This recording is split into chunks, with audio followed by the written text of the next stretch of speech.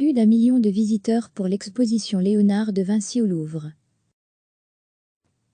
L'exposition consacrée à Léonard de Vinci au musée du Louvre a rassemblé près de 1,1 million de visiteurs, a annoncé mardi le musée parisien.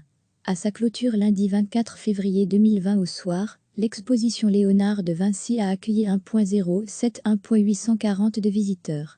Il s'agit d'un record absolu pour le musée du Louvre, le dernier étant celui de la rétrospective consacrée à Delacroix en 2018, qui avait attiré 540 000 visiteurs, se félicite le musée dans un communiqué. C'est merveilleux que 500 ans après sa mort, un artiste de la Renaissance italienne continue de fasciner autant le grand public. Aujourd'hui, j'ai 2 motifs de fierté, avoir réussi à réunir le plus grand nombre d'œuvres de Léonard, et à accueillir des publics si nombreux et si différents. C'est l'excellence scientifique et la qualité de l'accueil du Louvre qui ont été ainsi plébiscités, affirme Jean-Luc Martinez, président-directeur du musée du Louvre, cité dans le communiqué. L'exposition offrait l'occasion d'admirer 10 tableaux du maître de la Renaissance, 11 en comptant la Joconde, alors que seulement une vingtaine de peintures sont attribuées par les spécialistes à Vinci. Au total, l'exposition rassemblait, outre ces tableaux, quelques 150 œuvres, dessins, manuscrits, sculptures, objets d'art, du Florentin et de ses proches ou élèves.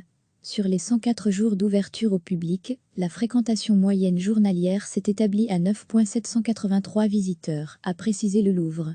Ce chiffre exceptionnel, pour une exposition ouverte pendant 4 mois, s'explique par la mise en place de 46 nocturnes supplémentaires, soit 175 000 visiteurs, ainsi que par l'ultime ajout des 3 dernières nuits gratuites, une première dans l'histoire du musée, qui ont permis d'étendre les horaires, afin que le public le plus large puisse visiter l'exposition. Parmi ces visiteurs, 386 000 personnes ont bénéficié de la gratuité, soit 36% d'entre eux, a indiqué le musée.